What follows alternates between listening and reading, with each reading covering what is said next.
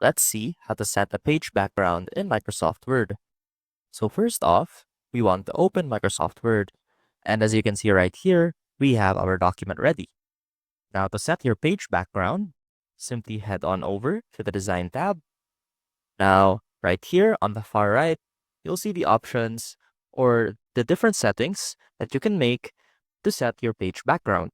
So you'll have the option to put a watermark or to change the page color or set the page borders.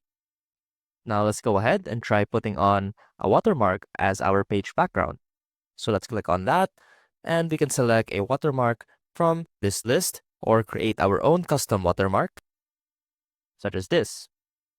Now another thing we can do is by setting the page color as our background. Now click on page color and right here, you can select the page color that you want for your document. You can also choose to set different effects, such as a gradient, a texture, a pattern, or even a picture. And that is how you set your page background in Microsoft Word. I hope this helped, and I will see you soon.